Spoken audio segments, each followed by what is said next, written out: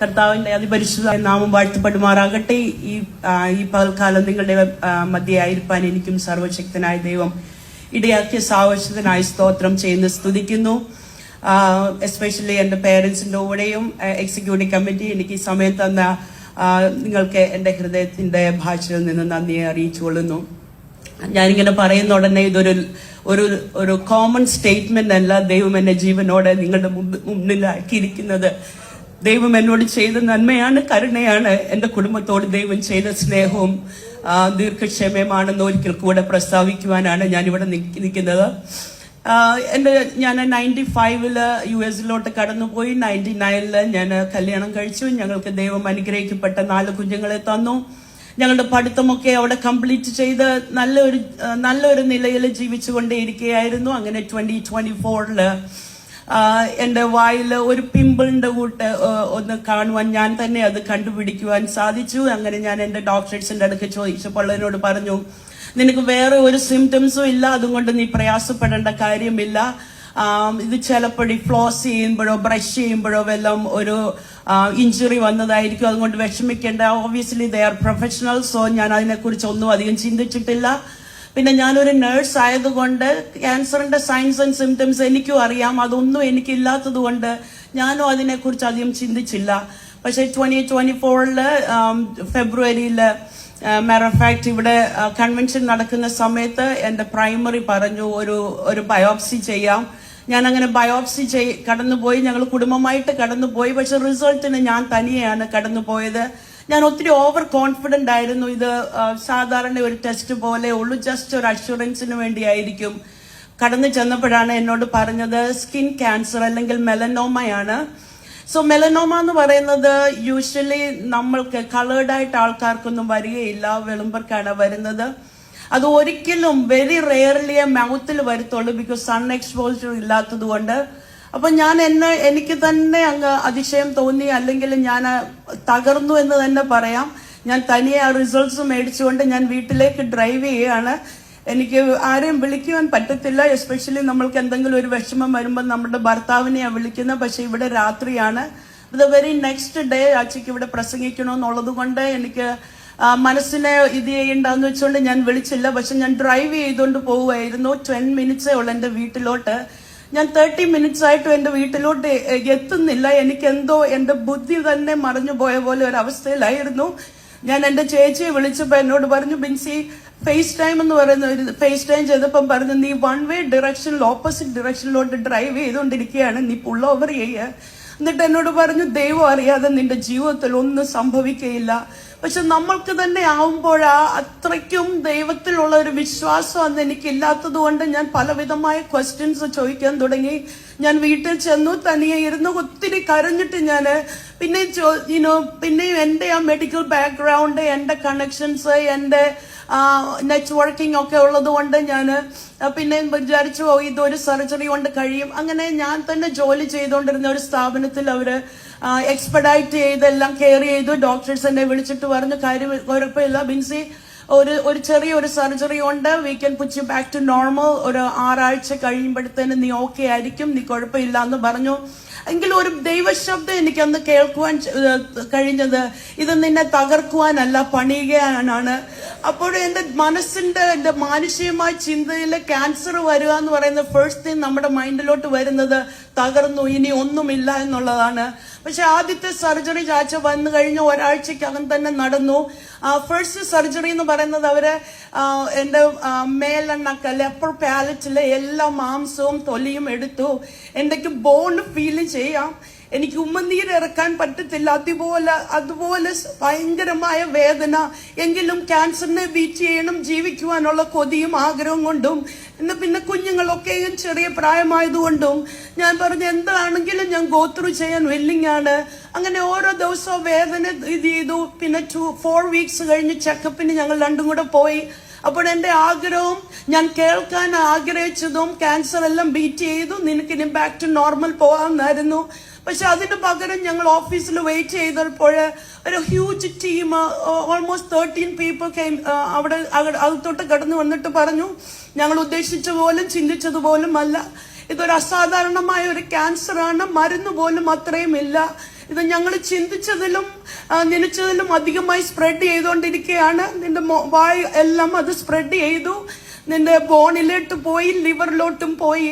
നിന്റെ ഫേസിന്റെ half remove ചെയ്യേണ്ടി വരും. ചിലപ്പം ബ്രെയിനും എടുത്ത് ഇതിന്റെ പകുതിയെങ്കിലും റിമൂവ് ചെയ്യേണ്ടി വരും. എന്നിട്ട് എന്നോട് ചോദിച്ചു, നിനക്ക് എന്താണ് വേണ്ടത്? ബിക്കോസ് ഡിസ്ഫിഗർ ആവും, അത് വേണോ അതോ പിന്നെ അല്ലാതെ തന്നെ ഒരു അല്ലാതെ ട്രീറ്റ്മെന്റ് ചെയ്യണോന്ന് ചോദിച്ചപ്പോൾ ഞാൻ പറഞ്ഞു, ഇല്ല, എന്ത് വേണേലും ചെയ്തോ, എനിക്ക് ക്യാൻസറിനെ ബീറ്റ് ചെയ്യണമെന്നേ ഉള്ളെന്ന് പറഞ്ഞു. അങ്ങനെ എന്റെ ഹസ്ബൻഡ് യൂഷ്വലി ഞാൻ ഇതൊക്കെ കണ്ടപ്പോൾ ഇൻ ദ ബിഗിനിങ് ഞാൻ അങ്ങ് തകർന്ന് നിരാശയില്ല. ഞാൻ ദിവസങ്ങൾ കരയും. എനിക്ക് ആൾക്കാരെ കാണുന്നത് ഇഷ്ടമല്ല, എനിക്ക് ആൾക്കാരോട് സംസാരിക്കുന്നത് ഇഷ്ടമല്ല. എന്തുകൊണ്ട് എനിക്കിത് ഭവിച്ചു എന്നുള്ള ക്വസ്റ്റ്യൻസ് ആയിരുന്നു. ഒരു സെക്കൻഡ് ഒപ്പീനിയന് വേണ്ടി കടന്നു പോയപ്പോൾ സെയിം തിങ് എന്നോട് പറഞ്ഞത്, ബിൻസി, ലിവർ ഇല്ലാതെ ഞങ്ങൾക്ക് നിന്നെ ട്രീറ്റ് ചെയ്യാൻ പറ്റത്തില്ല. അവര് പറഞ്ഞു, നീ എവിടൊക്കെ പോയാലും ലിവർ ഇല്ലെങ്കിൽ ആരും നിന്നെ ട്രീറ്റ് ചെയ്തില്ല. ഞാൻ ഓരോ ദിവസം നമ്മളെല്ലാവരും കടന്നു വന്ന് സാക്ഷ്യം പറയുമ്പോൾ നമ്മളുടെ എല്ലാം ഒരു കോമൺ സ്റ്റേറ്റ്മെന്റ് ആണ്, കഴിഞ്ഞ ആഴ്ചക്കാലം കർത്താവ് എന്നെ കാത്തുപരിപാലിച്ചു എന്ന്. പക്ഷെ അതിന്റെ ആ ഇമ്പോർട്ടൻസ്, അതിന്റെ ആ വെയിറ്റ് എനിക്ക് മനസ്സിലാക്കുവാൻ കഴിഞ്ഞത് 6 മാസം അവർ കടന്നുപോയ. അന്നപ്പോൾ ഞാൻ എപ്പോഴും രാത്രിയില് കുഞ്ഞുങ്ങളോട് ബായ് പറഞ്ഞിട്ട് ബെഡിലോട്ട് പോകുമ്പോൾ ഞാൻ മനസ്സിൽ ചിന്തിക്കുന്നുണ്ട്, നാളെ ഞാൻ എനിക്ക് ഇവരെ കാണുന്ന ഉടനെ എനിക്ക് ഇവരെ റെക്കഗ്നൈസ് ചെയ്യാൻ പറ്റത്തില്ലായിരിക്കും, അല്ലെങ്കിൽ അവർക്കിനി ഞാൻ എത്ര നാളെ മദറായിട്ടുണ്ടാവുമെന്ന് എനിക്കറിയത്തില്ല. അങ്ങനെ ജീവിതത്തിൽ നിരാശയുടെ അനുഭവത്തിലേക്ക് കടന്നുകൊണ്ട് എല്ലാവരെയും കർത്താവ്, ഞാൻ വിചാരിച്ചിട്ടുണ്ട് ഒരു ദിവസം ഈ പെയിൻ മെഡിക്കേഷൻ ഇല്ലാത്തത് കൊണ്ട് വേദനയിൽ എനിക്ക് ഒട്ടും താങ്ങാൻ വയ്യ, ബെഡില് കിടക്കുകയാണ്. അപ്പൊ എന്നോട് ചാച്ച പറഞ്ഞു, നിനക്ക് സൺഡേയില് ആരാധനയ്ക്ക് വരാൻ പറ്റത്തില്ലായിരിക്കും. ഞാൻ പറഞ്ഞില്ല, ഞാൻ ആരാധനയ്ക്ക് വരാം. അങ്ങനെ ഞാൻ കടന്നുപോയി. പക്ഷെ ഞാൻ നേരത്തെ ചെന്നു, ബിക്കോസ് എനിക്ക് ആൾക്കാർ എന്നെ കരയുന്നത് കാണാൻ ഇഷ്ടമില്ല, അതുമല്ല പിടിച്ചുകൊണ്ട് പോകുന്നത് ഇഷ്ടമില്ല. അതുകൊണ്ട് ഞാൻ നേരത്തെ ചെന്നിട്ട് എന്റെ ആ സീറ്റിലിരുന്നു. അത് കഴിഞ്ഞ് ഞാൻ അവിടെ ഇരുന്നിട്ട് ഈ സർജറി കഴിഞ്ഞ ഉടനെ എന്റെ കണ്ണിലൂടെ കണ്ണുനീര് വരത്തില്ലെന്ന് പറഞ്ഞാൽ നെർവ് എൻഡിങ്സ് എല്ലാം അവർ കട്ട് ചെയ്തതുകൊണ്ട് എനിക്ക് കണ്ണുനീര് പ്രൊഡ്യൂസ് ചെയ്യും. പക്ഷെ ഇറ്റ് വിൽ ഗോ ഒരു സൈനസിന്റെ ആ സോക്കറ്റിലോട്ട് പോകും. അതുകൊണ്ട് അവരെന്നോട് പറയും, ബിൻസി കരയരുത്, കരഞ്ഞാൽ കണ്ണുനീര് പ്രൊഡ്യൂസ് ചെയ്യും, പക്ഷെ അത് വെളിയിലോട്ട് വരാത്തത് കൊണ്ട് അകത്തിരുന്ന് ഇൻഫെക്ഷൻ വരും. അതുകൊണ്ട് ഒട്ടും പറ്റത്തില്ല, അതുകൊണ്ട് നീ കരയരുത്. അപ്പോഴും എനിക്ക് കരയണമെന്നുണ്ട്, ഹൃദയം നോവുന്നുണ്ട്. പക്ഷെ ഞാൻ എന്റെ കരച്ചിലിനെ അടക്കി നിർത്തും, ബിക്കോസ് കണ്ണുനീര് വരാതിരിക്കാൻ വേണ്ടി. ആ സൺഡേയിൽ ഞാൻ കടന്നു ചെന്നപ്പോൾ എന്നെക്കാട്ടിൽ വളരെ പ്രായമുള്ളവരൊക്കെ ഈസി ആയിട്ട് നടന്നു പോകുന്നു, ചിരിക്കുന്നു, വർത്താനം പറയുന്നു. എനിക്ക് വർത്താനം പറയാൻ ആ നാളുകളിൽ പറ്റത്തില്ല. ഞാൻ എഴുതിയായിരുന്നു കാണിക്കുന്നത്. ഞാനപ്പോ അവിടെ ഇരുന്ന് പ്രാർത്ഥിച്ചു, കർത്താവേ, ഇത്രയും പേര് സന്തോഷത്തോടെ സമാധാനത്തോടെ അങ്ങേ ആരാധിക്കുന്നു, അങ്ങയുടെ സന്നിധിയിലേക്ക് കടന്നു വരുന്നു. എനിക്ക് ഇത്രയും പ്രായമേ ഉള്ളൂ, എനിക്ക് കരയാൻ പോലും ഉള്ള ഒരു അവകാശമില്ല. എന്റെ വേദനയാണെങ്കിൽ അതിലൂടെ അങ്ങനെ എന്റെ കരച്ചിൽ കണ്ടപ്പോൾ ചർച്ചിലുള്ളവരെല്ലാവരും കരയാൻ തുടങ്ങി. ഒരു പ്രാർത്ഥിക്കുന്ന ഒരു സഭയുണ്ടെങ്കിൽ ജീവിതത്തിൽ എന്തുമാത്രം ആശ്വാസം അനുഗ്രഹമാണെന്ന് പറയാനാണ് ഞാനിത് പറയുന്നത്. ഞാനങ്ങനെ അവിടെ കരഞ്ഞുകൊണ്ടിരുന്നപ്പോൾ എന്റെ കണ്ണിൽ നിന്ന് ഒരു തുള്ളി ഡ്രോപ്പ് കണ്ണുനീര് വന്നപ്പോഴും എനിക്ക് മനസ്സിലായി കർത്താവ് പ്രവർത്തിക്കുവാൻ തുടങ്ങി എന്നുള്ളത്. അതെനിക്ക് ശക്തമായ എന്റെ അനുഭവത്തിലും എന്റെ ശരീരത്തിലും അനുഭവിച്ചറിയുവാൻ തുടങ്ങി. അങ്ങനെ ഞാൻ അതുപ്പോഴത്തേന് പപ്പായും മമ്മയും അവിടെ വന്നു. എന്നിട്ട് എന്നോട് എല്ലാ ആഴ്ചയും ഞാൻ ലിവറിന്റെ ബ്ലഡ് ടെസ്റ്റ് ചെയ്യാൻ പോകുമ്പോൾ കടന്നു വരുന്നിട്ട് നോർമൽ എന്ന് പറഞ്ഞാൽ 15 to 50 ആണ്, 50 വരെയാണ് അത് ഹയസ്റ്റ് വി കൻ ഗോ. അപ്പൊ എന്നോട് ചോദിച്ചപ്പോ എന്റേത് 1600, 1700, ഈവൻ 2000 വരെ പോയിക്കൊണ്ടേയിരിക്കുകയാണ്. അപ്പൊ മമ്മി എന്നോട് പറഞ്ഞു, ബിൻസി, നമുക്ക് വേണ്ടി നമ്മളെല്ലാം പ്രാർത്ഥിക്കുന്നത് ലിവർ ക്യൂർ ചെയ്തിട്ട് അല്ലെ ഹീലായിട്ട് മെഡിക്കേഷൻ തുടങ്ങിയിട്ട് നിന്നെ ക്യാൻസറിൽ നിന്ന് രക്ഷപ്പെടുത്താവുന്നല്ലേ, നമുക്കൊരു ഇതിനു വേണ്ടി പ്രാർത്ഥിക്കാം. മെഡിക്കേഷൻ ഇല്ലാതെ ക്യാൻസർ സൗഖ്യമായെന്നുള്ള ഒരു യുണീക്ക് ടെസ്റ്റിമണി നിന്റെ ജീവിതത്തിൽ പ്രാപിക്കാൻ വേണ്ടി നമുക്ക് പ്രാർത്ഥിക്കാമെന്ന് പറഞ്ഞു. മനസ്സില്ല മനസ്സോടെ ഇറങ്ങി ഓടാൻ പറ്റത്തില്ലല്ലോ, ഞാൻ അവിടെ ബെഡ് റിഡൻ അല്ലേ. മനസ്സില്ല മനസ്സോടെ പിന്നെ മമ്മിയുടെ പ്രാർത്ഥനയുടെ കാര്യമാണല്ലോ, എളുപ്പം സ്കാഫ് എടുത്തുകൊണ്ട് വന്ന് പ്രാർത്ഥിക്കാൻ തുടങ്ങി. I was kind of pretty much forced to sit and pray. ഞാൻ ആ സമയം ഇരുന്ന് പ്രാർത്ഥിക്കുവാൻ തുടങ്ങി. ദൈവസന്നിധിയിലേക്ക് ഞാൻ എന്നെ തന്നെ സാഷ്ടാംഗം വീഴുക എന്ന് പറഞ്ഞാൽ എല്ലാം തകർന്ന ഒരവസ്ഥ. ഞാൻ എന്തൊക്കെ ഹോൾഡ് ചെയ്തു വെച്ചോ, എന്തൊക്കെ ആ സ്റ്റാറ്റസ് കീപ്പ് ചെയ്യാൻ വേണ്ടി ഞാൻ അതൊക്കെ കരുതിയോ, അതെല്ലാം ലിറ്ററലി യൂസ്ലെസ് ആയിരുന്ന സമയത്ത് പറയുമല്ലോ, when you are at the lowest point, that's when you look up. ഏറ്റവും താഴ്ന്ന അവസ്ഥയിലായിരിക്കുമ്പോഴാണ് നമ്മൾ മുകളിലേക്ക് നോക്കുന്നത്.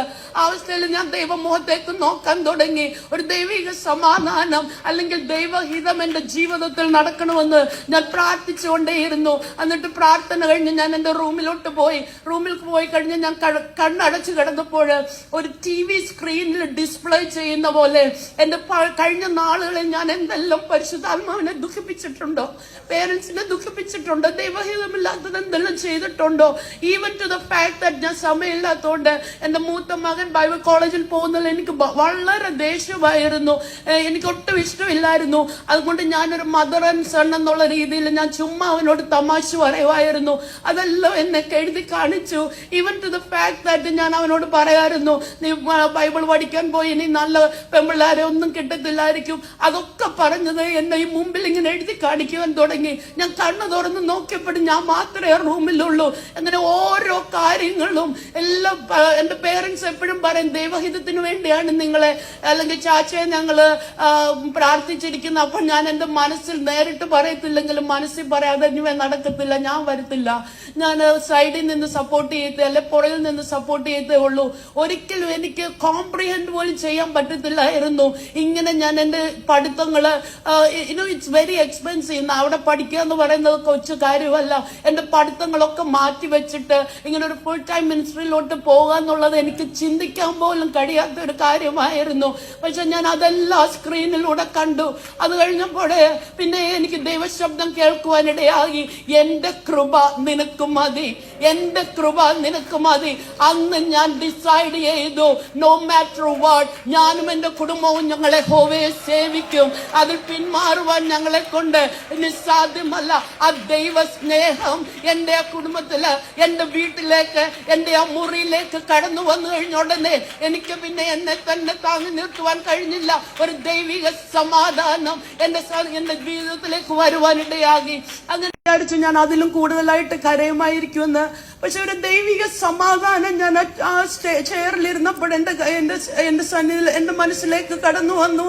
എന്റെ സിബ്ലിങ്സ് എല്ലാം വിളിച്ചിട്ട് ചോദിക്കുന്നുണ്ട്, ബിൻസിക്ക് എന്ത് പറ്റുന്നു, അവള് കരയുന്നുണ്ടോ? അപ്പോഴും ചാച്ച പറഞ്ഞില്ല, കരയുന്നില്ല, എന്താണെന്ന് അറിയത്തില്ല, കേട്ടതിന്റെ ഷോക്കായിരിക്കുമെന്ന്. അപ്പൊ ഞാൻ നോക്കിയിട്ട് പറഞ്ഞു, ദൈവം എന്നോട് സംസാരിച്ചു. എനിക്ക് വാക്യമൊന്നും അത്രയൊന്നും അറിയത്തില്ല. ഒപ്പ പറഞ്ഞ പോലെ ബൈ പ്രൊഫഷൻ ഞാനൊരു നേഴ്സാണ്. പിന്നെ എന്റെ മാസ്റ്റേഴ്സ് നഴ്സിംഗിലും ബിസിനസ്സിലും ഞാൻ എടുത്തു. സോ ഒരു സാമുദായികമായ ജോലി പോയതുകൊണ്ട് അത്രയ്ക്ക് അങ്ങ് ബൈബിളൊന്നും ഞാൻ പഠിച്ചിട്ടില്ല. സൺഡേ സ്കൂളൊക്കെ പഠിച്ചതേ ഉള്ളൂ. അന്നേരം എന്നോട് ദൈവം സംസാരിച്ചത്, എന്റെ കൃപ നിനക്ക് മതി, ബലഹീനതയിൽ തങ്ങുന്ന ദൈവമാണ്. ഞാൻ അത് പിന്നെ ഡെപ്തായിട്ട് പഠിക്കാൻ തുടങ്ങി. ബലഹീനതയിൽ തികയ്ക്കുന്ന, ഇംഗ്ലീഷിൽ പറയുന്ന പെർഫെക്റ്റ് ആക്കുന്ന ആ ദൈവ സാന്നിധ്യം നിന്നിലും ഉണ്ടെങ്കിൽ ഇതെല്ലാം നിനക്ക് ഈസി ആയിട്ട് ചെയ്യാൻ പറ്റുമെന്ന് പറഞ്ഞു. അവര് പ്രൊസീജിയർ പറഞ്ഞു, 3 സർജൻസ് വേണം, 13 hours സർജറിയാണ്. അതുകൊണ്ട് ഈ വാ മൊത്തം റിമൂവ് ചെയ്യണം, ലൈക്ക് അപ്പർ പാലറ്റും പകുതി പല്ലും പിന്നെ ഫേസും എല്ലാം റിമൂവ് ചെയ്യണം. അങ്ങനെ ആവുമ്പോൾ തനിയെ ശ്വസിക്കാൻ കഴിയില്ല. അതുകൊണ്ട് ഇവിടെ ഇങ്ങനെ ഞങ്ങള് ട്രേക്ക് എന്ന് പറയും, അല്ലെങ്കിൽ ഇങ്ങനെ ഇവിടെ ഒരു കിഴുത്ത ഇടണം, അങ്ങനെ ശ്വസിക്കാൻ പറ്റത്തുള്ളൂ.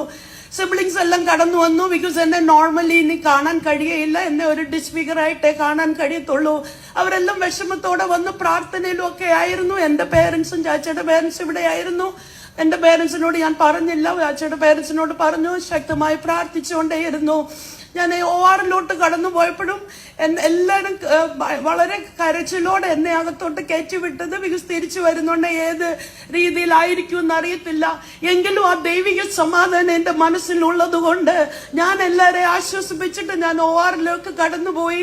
അവിടെ ആയിരുന്നപ്പോഴും ദൈവത്തിന്റെ പരിപൂർണമായ സംരക്ഷണം എന്റെ ജീവിതത്തിൽ ഉണ്ടെന്ന് അറിയുവാന്, എന്നെ ശക്തനാക്കുന്നവർ മാത്രം ഞാൻ സകലത്തിലും ശക്തിപ്പെടുമെന്ന് ആ ORൽ വെച്ച് എനിക്ക് മനസ്സിലാക്കുവാൻ ദൈവം എന്നെ സഹായിച്ചു. ഞാൻ 13 hours കഴിഞ്ഞിട്ട് വെളിയിൽ വന്നപ്പോൾ ഞാൻ എൻ്റെ ഹസ്ബൻഡിനോടും എൻ്റെ സിസ്റ്ററിനോടും ചോദിച്ചു എത്രമാത്രം മോഹം അവരെന്റെ റിമൂവ് ചെയ്തെന്ന് പറഞ്ഞപ്പോൾ ദൈവം നമുക്ക് വേണ്ടി വലിയ ചെയ്തു. അത്രത്തോളം റിമൂവ് ചെയ്യേണ്ട വന്നില്ല.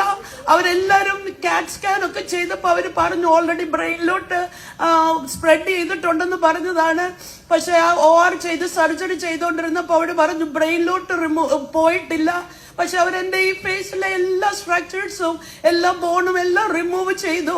എനിക്കാണെങ്കിൽ കിടക്കാൻ പറ്റത്തില്ല, കണ്ണടയ്ക്കാൻ പറ്റത്തില്ല, തുറക്കാൻ പറ്റത്തില്ല, അതുപോലെ ഭയങ്കരമായ വേദന. അതുകൊണ്ട് അങ്ങനെ അതുപോലെ മൂക്കിൽ കൂടെ ട്യൂബൊക്കെ ഇട്ട് പലവിധമായ കയ്യിൽ നിന്നും മാംസവും ബോണും കാലിൽ നിന്നും വായിക്കകത്ത് തന്നെ എനിക്ക് 65 സ്റ്റിച്ചസ് ഉണ്ടായിരുന്നു.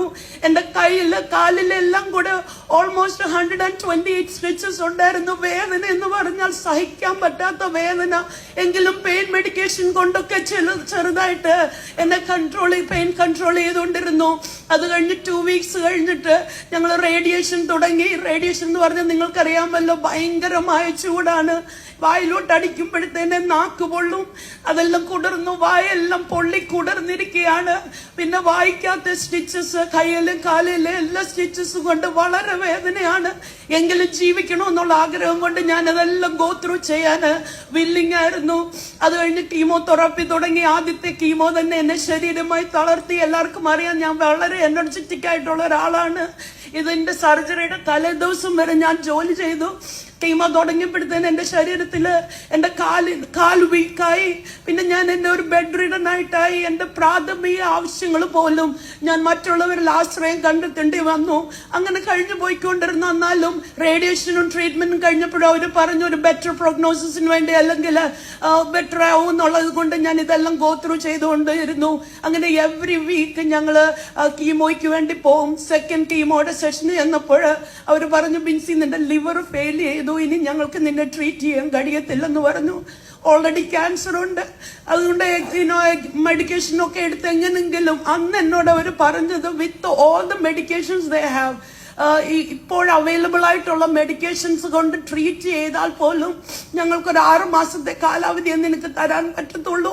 എങ്കിലും എനിക്ക് പ്രാർത്ഥനയിൽ ഞാൻ of course I born and brought up in A Pentecostal family. ഞാൻ ജനിച്ചു വളർന്നത് ഒരു പെന്തക്കോസ്റ്റ് ഫാമിലിയിലായതുകൊണ്ട് എന്നെ ദൈവം അങ്ങനെ അങ്ങ് കൈവിടുകയില്ല എന്ന് എനിക്കൊരു ഉള്ളിന്റെ ഉള്ളിൽ ഒരു ബോധമുണ്ടായിരുന്നു. അതുകൊണ്ട് ഞാൻ പ്രാർത്ഥിച്ചുകൊണ്ടിരുന്നു. പക്ഷെ ലിവറൂടെ ഫെയിൽ ചെയ്തെന്ന് അറിഞ്ഞുകൊണ്ട് എന്നെ വളരെയധികം തളർത്തി കളഞ്ഞു. ദൈവമില്ലെങ്കിൽ, ദൈവത്തിൽ വിശ്വാസം ഇല്ലെങ്കിൽ മനുഷ്യൻ ഒരു മൃഗത്തിന് തുല്യമാകുന്നു എന്ന് പറയുന്നത് പോലെ ഞാൻ എന്റെ ജീവിതത്തിൽ അത് അനുഭവിച്ചറിഞ്ഞു. എനിക്ക് കണ്ണടയ്ക്കാൻ പറ്റത്തില്ല, എനിക്ക് ഉറങ്ങാൻ പറ്റത്തില്ല. വേദന എന്ന് പറഞ്ഞാൽ പെയിൻ മെഡിക്കേഷൻ എടുക്കാൻ പറ്റത്തില്ല. ഞാൻ അതുപോലെ വേദനിച്ച് ഇങ്ങനെ കഴിഞ്ഞുകൊണ്ടിരിക്കുകയായിരുന്നു. ഓരോ ആഴ്ചയും ലിവറിന്റെ എൻസൈംസ് അവർ ലിവർ ഇല്ലാതെ ട്രീറ്റ് ചെയ്യത്തില്ല. ഞാൻ അപ്പോഴാണ് ചിന്തിച്ചത് എന്റെ കഴിവോ മിടുക്കോ സാമർഥ്യമോ ഒന്നും അവിടെ ഇതില്ല. എന്റെ പഠിത്തം ഇതിനെ സഹായിച്ചില്ല. എന്റെ ഹുക്കപ്സ് അല്ലെങ്കിൽ കണക്ഷൻസ് എന്നെ ഇതിന് സഹായിച്ചില്ല. ഞാൻ literally I become A zero. ഞാൻ സീറോയിലായപ്പോഴാണ് ദൈവസന്നിധിയിലേക്ക് ഞാൻ എന്റെ കണ്ണുകളെ ഉയർത്തിട്ട് പറഞ്ഞു കർത്താവേ എനിക്ക് ഇനി ഒരു ജീവിതം തരുന്നതെങ്കിൽ ദൈവത്തിന് വേണ്ടി പ്രയോജനപ്പെടുവാൻ ഞാൻ ആഗ്രഹിക്കുന്നു എന്ന് പറഞ്ഞു. അങ്ങനെ സമയമാണ്. അപ്പൊ ഇതെല്ലാം ഞങ്ങളില് സംഭവിക്കുന്ന വളരെ പെട്ടെന്നായിരുന്നു. ഇതൊക്കെ സംഭവിക്കുന്നതിന് മുമ്പേ 1 വർഷം മുമ്പേ രാജയാണെങ്കിൽ ഒരു മിഷൻ വർക്കിന് വേണ്ടി ആഫ്രിക്കയിലേക്ക് ഡേറ്റ് കൊടുത്തപ്പോൾ ഞാൻ പറഞ്ഞു പോകാൻ പറ്റത്തില്ല, എനിക്ക് റേഡിയേഷൻ എവറി സിംഗിൾ ഡേ ഉണ്ട്, എനിക്ക് ഡ്രൈവ് ചെയ്യാൻ പറ്റത്തില്ല, റേഡിയേഷൻ കൊണ്ട് ഒബ്വിയസ്ലി എന്റെ മുടിയെല്ലാം പോകുന്നു, എനിക്ക് ബ്രെയിൻ ആണെങ്കിലും അത്രയ്ക്ക് ശരിക്ക് ക്ലിയർലി തിങ്ക് ചെയ്യാൻ പറ്റത്തില്ല. അതുകൊണ്ട് ഞാൻ പറഞ്ഞു പോകാൻ പറ്റത്തില്ല എന്ന് പറഞ്ഞപ്പോ എന്നോട് പറഞ്ഞു ഇല്ല ബിൻസി ഞാൻ പോയേ പറ്റത്തുള്ളൂ. എന്റെ ചർച്ചിലെ ആന്റിമാരെല്ലാം പറഞ്ഞു ഇല്ല പാസ്റ്റർ പോവട്ടെ, ഞങ്ങൾ നിന്നെ ടേക്ക് കെയർ ചെയ്യാമെന്ന്. എന്നാലും ഞാൻ മനസ്സ് അവിടെ വിട്ടു. പിന്നെ ഞാൻ ഈ അസുഖം വന്ന ഉടനെ ഞാൻ ആദ്യം ജോഷുവെ വിളിച്ചിട്ട് ഞാൻ പറഞ്ഞു ജോഷുവ നീ തിരിച്ചു വാ, ദൈവഹിതത്തിന് വേണ്ടി നിന്നെ പറഞ്ഞു വിട്ടു. പക്ഷെ കണ്ടില്ല മമ്മിക്ക് സംഭവിച്ചത്. ഉടനെ എന്റെ കുഞ്ഞെന്നോട് പറഞ്ഞു മമ്മി ഇപ്പോഴല്ല ദൈവത്തോട് മത്സരിക്കേണ്ടത്, ഈ സമയമാണ് ദൈവത്തിനോട് നമ്മൾ അപേക്ഷിക്കണം, എനിക്കൊരു കംപ്ലീറ്റ് റിക്കവറി, അല്ലെങ്കിൽ നിനക്കൊരു പരിപൂർണ സൗഖ്യം വേണം. നീ എന്നെ ഇന്ത്യയിൽ വിട്ട് ദൈവത്തിന് വേണ്ടി വചനത്തിന് പഠിപ്പിക്കാൻ വിട്ടതുകൊണ്ട് ഒരു വലിയൊരു പ്രവൃത്തി നമ്മുടെ കുടുംബത്തിൽ നടക്കും. അതുകൊണ്ട് മമ്മി പ്രാർത്ഥിക്കാൻ പറഞ്ഞു. എന്നിട്ട് പറഞ്ഞു, അമ്മയ്ക്ക് എന്നെ കാണണോ, ഞാൻ അവിടെ വന്നു വരും, പക്ഷെ എന്നെ തിരിച്ചു വിളിക്കരുത്, ഞാൻ ഈ കോഴ്സ് കംപ്ലീറ്റ് ചെയ്തിട്ടേ വരത്തുള്ളൂ എന്ന് പറഞ്ഞു. കുഞ്ഞും കൂടെ അങ്ങനെ പറഞ്ഞ ഉടനെ മനസ്സോടെ ഞാൻ ദൈവത്തിന് വേണ്ടി പിന്നെയും പൂർണ്ണമായി സമർപ്പിച്ചു. അത് കഴിഞ്ഞ് അച്ഛൻ മിഷൻ വർക്കിന് പോയി. ഞാൻ ആ 6 monthsന്റെ ഫോളോ അപ്പ് അപ്പോയിന്റ്മെന്റിനോട് ചെന്നു.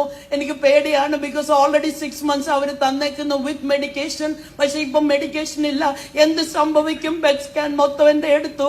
അത് കഴിഞ്ഞിട്ട് പുള്ളി അകത്തോട്ട് വന്നിട്ട് പറഞ്ഞു, നിന്റെ നിന്റെ പ്രൈവറ്റ് നഴ്സ് എന്ത് ചെയ്യുന്നു? ബിക്കോസ് ദേഹം മൊത്തം മുറിവാണ്, എന്റെ ഹസ്ബൻഡാണ് എല്ലാം ട്രീറ്റ് ചെയ്യുന്നത്. അന്നേരം ഞാൻ പറഞ്ഞു, പുള്ളി ആഫ്രിക്കയിലാണ്. അപ്പം പുള്ളി ചിരിച്ചോണ്ട് പറഞ്ഞു, പുള്ളി എന്താണ് ഈ ആഫ്രിക്കയിൽ ചെയ്യുന്നതെന്ന് പറഞ്ഞു. ഞാൻ പറഞ്ഞു, പുള്ളി പാസ്റ്ററാണ്. പണ്ടൊക്കെ എനിക്ക് അച്ഛൻ പാസ്റ്റർ എന്ന് പറയുമ്പോൾ ഞാൻ പറയും, എന്തിനാ, നല്ല ഒരു ജോലി ഉണ്ടല്ലോ, ഈ പാസ്റ്റർ ഒന്നും കൂടെ പറയേണ്ട കാര്യമുണ്ടോ? അപ്പൊ എന്നോട് പറയും, ദൈവവേലയുടെ മഹത്വം നിനക്ക് അറിയത്തില്ലായിരുന്നു, അന്നൊന്നും ഞാൻ അത് സീരിയസ് ആയിട്ടോ അല്ലെങ്കിൽ എനിക്ക് അതിൻ്റെതായ ഇമ്പോർട്ടൻസ് അറിയത്തില്ലായിരുന്നു. അങ്ങനെ പാസ്റ്ററാണ്. ഞാൻ പിന്നെ മൊത്തം എക്സ്പ്ലെയിൻ ചെയ്തു എന്താണ് ആഫ്രിക്കയിൽ നടക്കുന്നത്. ഉടനെ എന്നോട് പറഞ്ഞു, Binsy, that shows the results. അതാണ് ഈ റിസൾട്ട്സിന്റെ ഇമ്പോർട്ടൻസ്. ഞങ്ങൾ പലവിധമായ ടെസ്റ്റിലൂടെ നിന്നെ കടത്തിവിട്ടു, പക്ഷേ ക്യാൻസർ എന്നുള്ള ഒരു സെൽസ് നിന്റെ ശരീരത്തിൽ കാണുന്നില്ല. യഹോവ വലിയവനെന്ന് പിന്നെയും എന്റെ ജീവിതത്തിൽ ഫസ്റ്റ് ഹാൻഡ് ആയിട്ട് രുചിച്ചറിയുവാൻ ദൈവം എന്നെ ഇടയാക്കി. ഞാൻ പറയട്ടോ, ആ ദൈവ സ്നേഹം അനേകരിലേക്ക് ഷെയർ ചെയ്യുവാനാണ് ഈ ദിവസങ്ങളിൽ ദൈവം എന്നെ ഉപയോഗപ്പെടുത്തുന്നത്. ഹല്ലേലൂയ. സാറാഫുകൾ 2 കൊണ്ട് പാദം മൂടി, 2 കൊണ്ട് പറന്ന്, 2 കൊണ്ട് മുഖം മൂടി യഹോവ പരിശുദ്ധൻ പരിശുദ്ധൻ പരിശുദ്ധൻ എന്ന് ആർത്ത് വിളിക്കുന്ന ആ ദൈവം എന്റെ റൂമിൽ കടന്നു വന്ന് എന്റെ തകർച്ചയുടെ നടുവില് എന്നെ വിടുവിച്ചത്. ഇനി ഞങ്ങൾക്ക് തിരിഞ്ഞു പോകുവാനല്ല, പിന്നെയോ വിളിച്ചവന്റെ സൽഗുണങ്ങളെ ഘോഷിക്കുവാൻ വേണ്ടി ഞാനും എന്റെ കുടുംബവുമോ ഞങ്ങളെ യഹോവയെ സേവിക്കുമെന്നുള്ള ആ ഉത്തമമായ ബോധ്യം ഞങ്ങളെ ഭരിക്കുവാനും ഈ ദിവസങ്ങളിൽ ഞങ്ങളെ കുടുംബമായി അതിനായി താഴ്ത്തി സമർപ്പിച്ചുകൊണ്ടിരിക്കുകയാണ്. നമ്മളെല്ലാം ഒരു ദിവസം ഈ ലോകത്തിൽ നിന്ന് കടന്നു പോകേണ്ടതാണ്. Whether you have cancer or not have cancer, cancer ഇല്ലെങ്കിലും ഉണ്ടെങ്കിലും നമ്മൾ എന്നെങ്കിലും ഒരു ദിവസം ഈ ലോകത്തിൽ നിന്ന് കടന്നു പോകേണ്ടതാണ്. എന്റെ ഒരു ആഗ്രഹമുള്ള സ്വർഗത്തിൽ ചെല്ലുമ്പോൾ well done Binsy, well done എന്നുള്ള ആ പേരിന് യോഗ്യരാക്കി എന്നെ തീർക്കണം. ഞങ്ങൾ കുടുംബമായി തലമുറയായി യഹോവ ഞങ്ങളുടെ ദൈവമെന്ന് അനേകരിലേക്ക് വിളിച്ചു പറയുവാൻ ഈ നാളുകളിൽ ശക്തമായി ഞങ്ങളെ യൂസ് ചെയ്യണം. Yes, hallelujah. ഫൈനാൻഷ്യൽ സ്റ്റാറ്റസ് അല്ലെങ്കിൽ സോഷ്യൽ സ്റ്റാറ്റസ് അല്ല വേണ്ടത്, പിന്നെയോ ദൈവരാജ്യമാണ് നമ്മുടെ എറ്റേണൽ ഗോള്. ഈ ദിവസങ്ങളിൽ നമുക്ക് നല്ല ദാസനെ എന്നുള്ള വിളിക്ക് ഓരോരുത്തർക്കും ദൈവ പ്രവൃത്തിയാണ് നമ്മൾ പ്രയോറിറ്റി കൊടുക്കേണ്ടത്. അതിനായി ദൈവം നമ്മളെ ഓരോരുത്തരെ എടുത്തുപയോഗിക്കട്ടെ എന്ന് പറഞ്ഞുകൊണ്ട് എന്റെ സാക്ഷിയിൽ നിന്ന് എടുപ്പിക്കുന്നത് ദൈവം നമ്മളെ അനുഗ്രഹിക്കട്ടെ.